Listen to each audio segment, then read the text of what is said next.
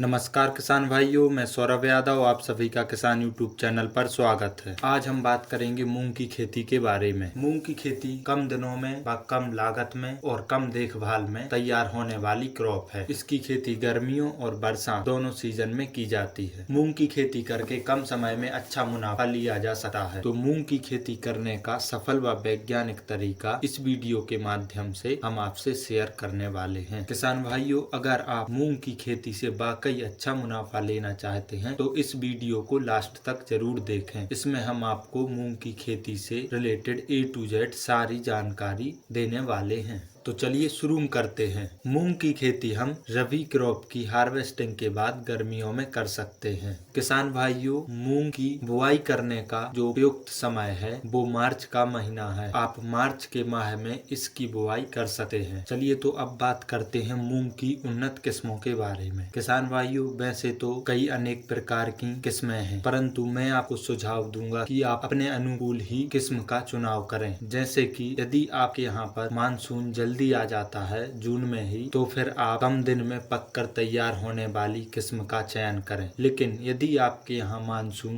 15 जून के बाद आता है या फिर और लेट आता है, तो फिर आप थोड़े ज्यादा दिन वाली किस्म का चयन कर सकते हैं। ये बहुत ही महत्वपूर्ण है, इसलिए अपने अनुकूल बड़े ही सोच समझकर किस्म का चयन करें, क्योंकि सारी मेहनत लगने के बाद जब अंत में कटाई का वक्त आता है या फिर हार्वेस्टिंग का समय आता है, तब पता चला पानी गिर गया और खराब हो गई अपनी फसल। इसलिए कम समय वाली ही किस्म का चयन करें जो कम से कम दिनों में पककर तैयार हो जाए और मानसून आने से पहले ही आप जो है उसकी हार्वेस्टिंग करके और खेत खाली कर दें और सुरक्षित अपनी फसल अपने घर ले आए। चलिए किसान भाइयों, तो अब हम बात करते हैं खेत की तैयारी के बारे में। रबी क्रॉप की हार्वेस्टिंग के बाद आपको खेत की जुताई करनी है। जैसे ही आपने यदि चना, मसूर, गेहूं या जो भी फसल बोई है, उसकी जैसे ही हार्वेस्टिंग होती है, खेत खाली होता है, उसके बाद आपको कल्टीवेटर से जुताई कर देनी है। जुताई करने के पश्चात आपको 1 बोरी पर एकड़ के हिसाब से SSP का छिड़काव करना। उसके बाद रोटावेटर से या फिर पाटा लगाकर खेत को समतल कर। चलिए अब बात करते हैं कि 1 एकड़ में कितना बीज लगेगा। किसान भाइयों, यदि आप घर का ही बीज इस्तेमाल कर रहे हैं तो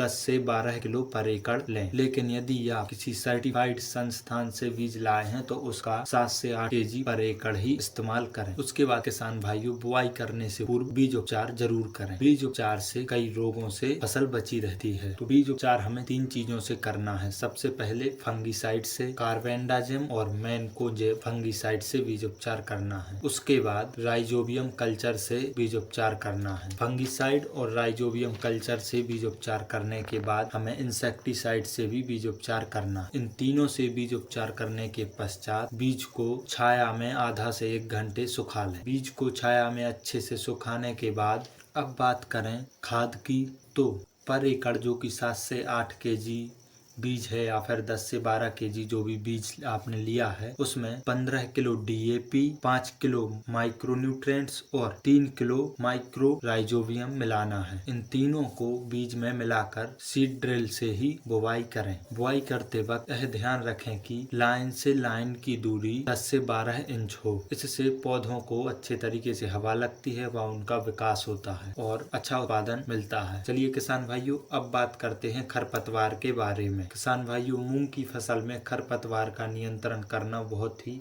आवश्यक है। यदि हम इसमें खरपतवार का नियंत्रण नहीं करते हैं तो 50 से 60% तक उत्पादन में कमी देखने को मिल सकती है। इसलिए खरपतवार का नियंत्रण जरूर करें। खरपतवार नियंत्रण का सबसे सही तरीका जो है वो मैनुअली लेबर से निंदाई गुड़ाई करा के खरपतवार को नष्ट कराना ही है। इससे खरपतवार तो नष्ट होता ही है, साथ ही साथ पौधों की श्वसन क्रिया भी अच्छे तरीके से हो सकती है और पैदावार में बढ़ोतरी होना निश्चित है। लेकिन किसान भाइयों, यदि आपके यहाँ लेबर की कमी है और यदि आप निंदाई गुड़ाई नहीं करवा सकते हैं तो फिर आप हर्बिसाइड का स्प्रे कर सकते हैं। लेकिन किसान भाइयों, मैं आपको सुझाव दूंगा कि आप प्री इमरजेंस हर्बिसाइड का ही इस्तेमाल करें। प्री इमरजेंस हर्बिसाइड यानी कि बुआई के 3 दिन या फिर 72 घंटा के पहले पहले छिड़काव करने वाली जो दवा आती है उसे ही हम प्री इमरजेंस हर्बिसाइड कहते हैं। तो किसान भाइयों, बुआई करके तुरंत बाद ही जितने जल्दी हो सके प्री इमरजेंस हर्बिसाइड का छिड़काव कर दें और उसके तुरंत बाद ही सिंचाई कर दें। प्री इमरजेंस हर्बिसाइड का इस्तेमाल करने से खेत में खरपतवार उगेंगे ही नहीं। किसान भाइयों, अब बात करते हैं सिंचाई के बारे में। किसान भाइयों, गर्मियों में मूंग की फसल में हर 10 से 12 दिन में सिंचाई करना अनिवार्य है। और इसके अलावा सिंचाई हमारे खेत की मिट्टी के ऊपर निर्भर करती है कि हमारे खेत की मिट्टी भारी है या हल्की। इसलिए किसान भाइयों, ये आप स्वयं ही जांचें कि आपके खेत को पानी की जरूरत है या नहीं, खेत में कितनी नमी है, उस हिसाब से आप अपनी सिंचाई करें। चलिए किसान भाइयों, अगर आपको यह वीडियो पसंद आई है तो इसको लाइक करें और इस तरीके की वीडियो देखने के लिए चैनल को सब्सक्राइब करना ना भूलें।